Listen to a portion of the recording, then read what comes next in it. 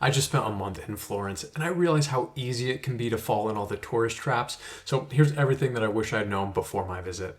We're going to cover a lot. Going to tell you some of the common mistakes to avoid, some food recommendations, some of the can't miss places and the money saving tips around them, plus some underrated places that tourists completely miss, where you might want to stay in town, and of course day trip best practices because you're going to want to see Tuscany. So first thing that tourists make a huge mistake with is the art and the beauty here is just on overload, and it's really easy to overdo it. So use the information that I give you as just kind of a starting point and be really intentional, because you don't want to spend all of your time in museums. While yes, they're spectacular, the outside places in Florence are arguably more impressive. So I'm going to show you where to hang out and do all those things, but please just don't overdo it and don't spend your entire time here inside. Now we'll get into the overrated and underrated places in just a minute, but I figured let's start with the food because who doesn't love Tuscan cuisine? But there's a couple mistakes tourists make here. The first is not realizing that locals don't eat early. That is just not a thing here in Italy. If you see a restaurant that is open before like 6:30 or 7 p.m., that is a tourist trap. That is one of your easy ways to tell, hey, this is probably not the spot to eat. Also, everything like downtown in this circle, it's not to say that you're not going to find some good places, but just recognize you're putting yourself at a bit of a disadvantage, but I'm going to try to help you through with some of these recommendations. And the one other before we get to specifics, most of the real Tuscan food is not very photogenic. It's almost another way to kind of screen for tourism that it looks fancy on a plate. There's a good chance it's catered to the tourist, because real Tuscan food, it doesn't look good, but it tastes great. Now, I'm gonna give you a few of my top recommendations. Everything else is in a free digital download that I created. I hope it's helpful. You can pick it up in the description. It's completely free. But the first thing you're gonna wanna know about is, l'emprodotto. Oh my God, it's the local street food here. It's a sandwich. If you're an American, you don't need to look up what it's made of. Just note that it tastes fantastic, and this is the spot that you should go for.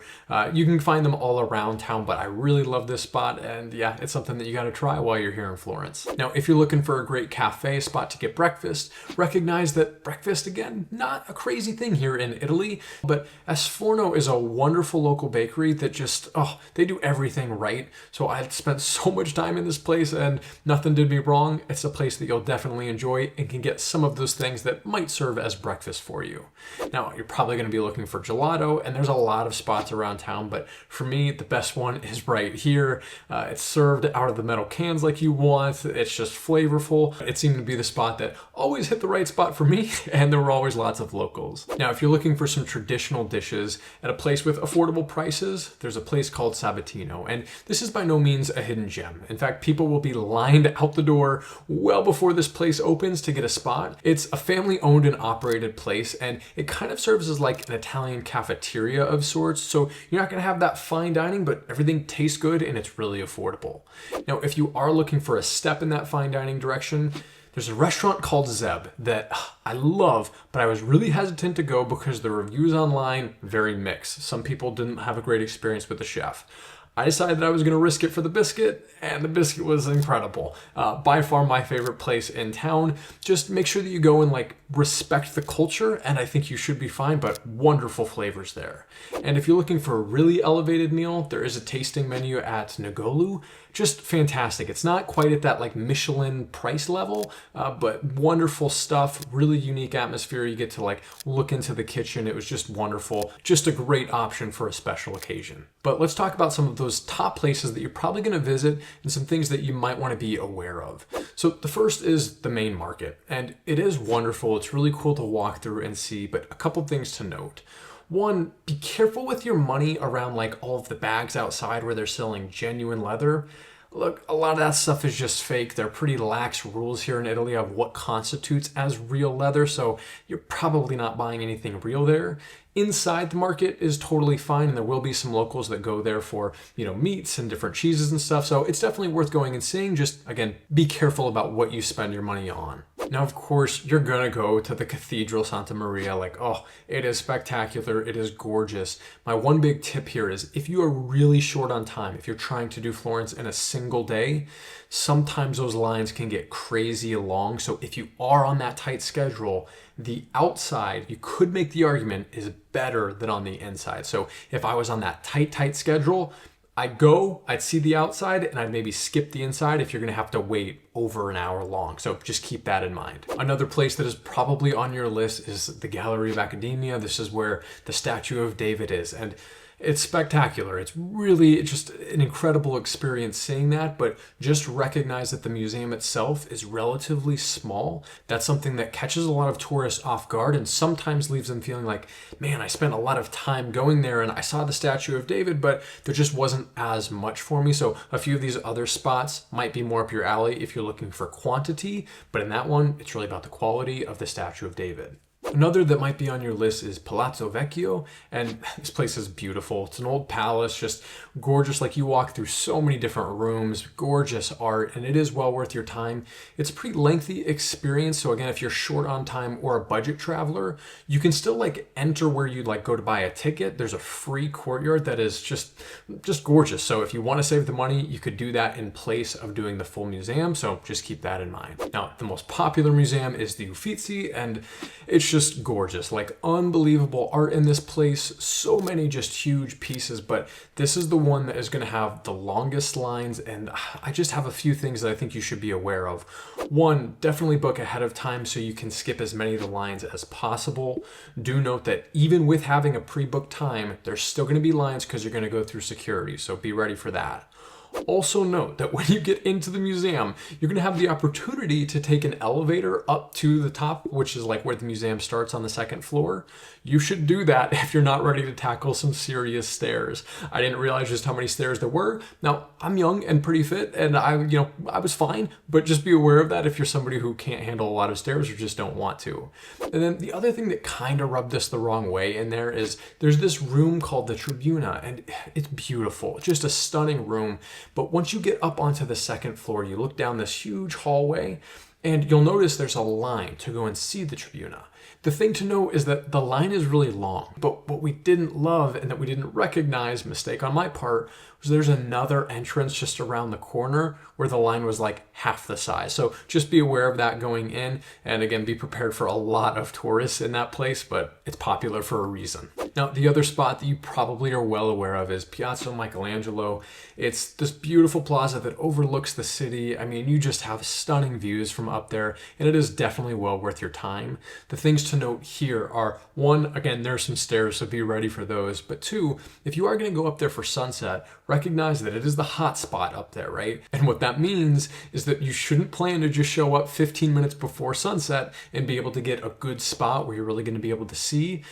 Probably want to get there at least half an hour in advance, and don't worry, it's a great experience. There's often musicians performing for people on the staircase. Like, it really is just like a special vibe and something that you shouldn't miss out on. Just make sure that you're not just going for sunset. Plan probably a full hour, if not longer, to just sit up there and really enjoy. And one other place that tourists sometimes miss up near that is the Rose Garden. It's right below the steps where all of the tourists are, and it's a beautiful garden. I'd highly recommend walking through there, and there's some great spots to watch the sunset from in there as well, so don't miss that. Now, let's talk about a few places that tourists sometimes miss, and I think these places are well worth visiting. So the first is something that is kind of popular on social media, and it's this library cinema.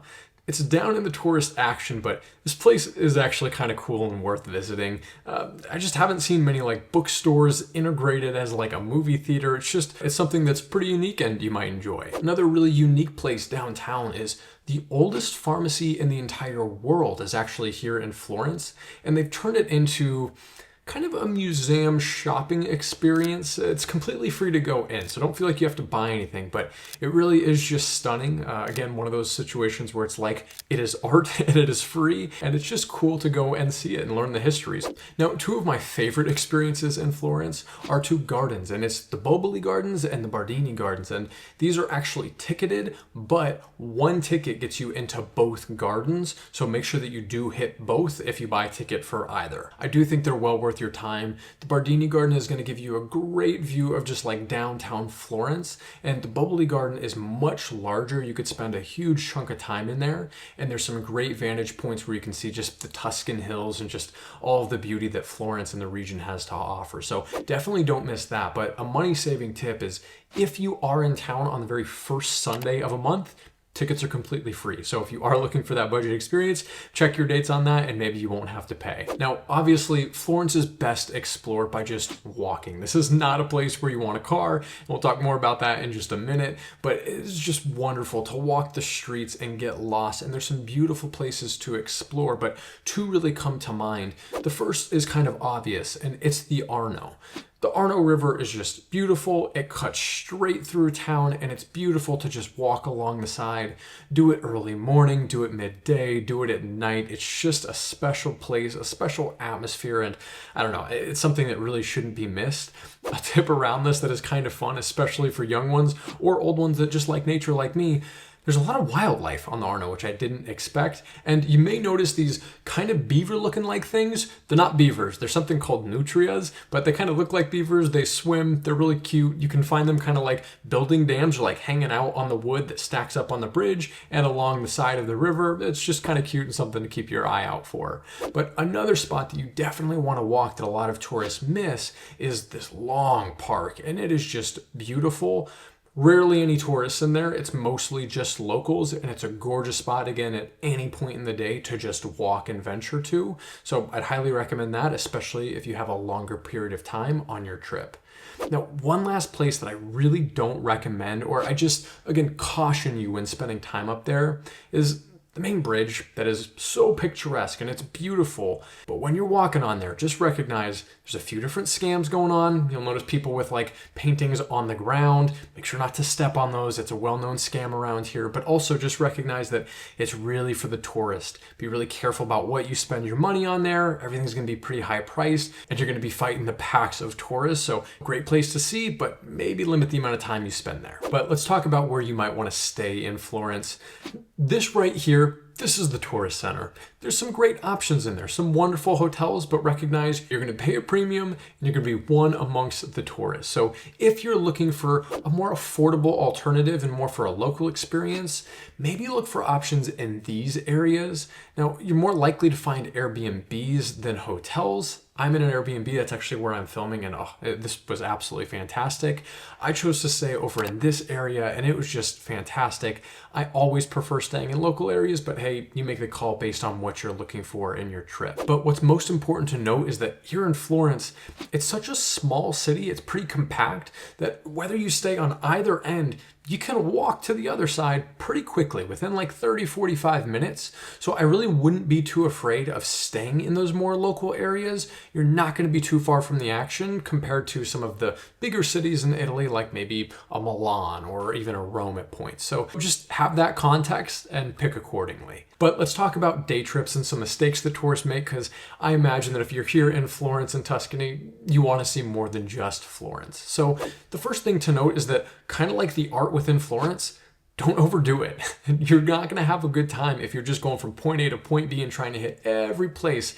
And there are so many wonderful places that are worth your time. But a common question that comes up is, hey, am I good to just take the trains, or should I rent a car or a private tour?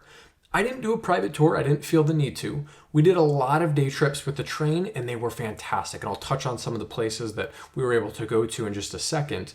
But it is true that having a car is going to provide a better experience because you're going to be able to go at your own rate and just explore more places where the trains aren't necessarily connected to.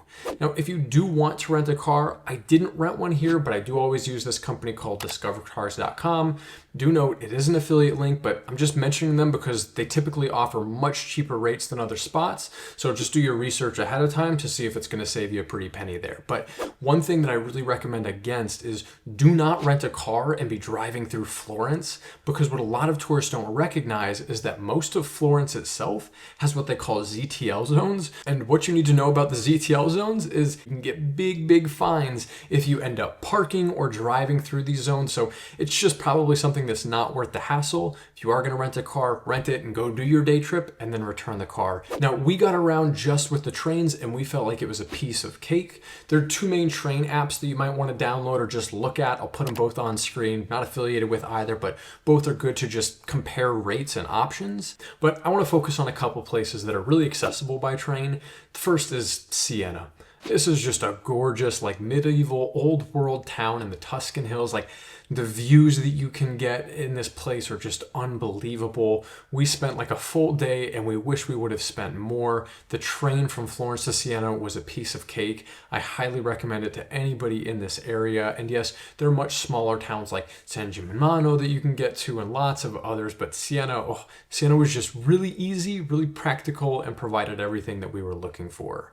Now, if you're wanting more of the coastal region, you can go to Cinque Terre if you're willing to go that far. Just be sure to be realistic about how long it's going to take to get from Florence all the way over to the Cinque Terre. Like, it's a pretty long journey, but if you're wanting a place that's really close and just really accessible, again, by high-speed train, is Bologna.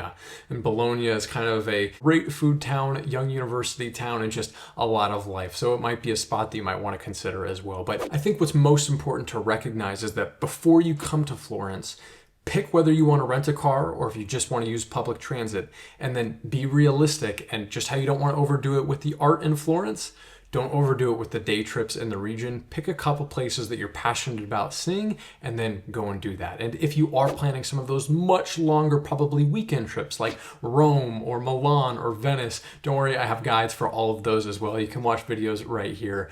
If you have any questions, leave them in the comment section. I hope this was helpful, and we'll catch you guys next time.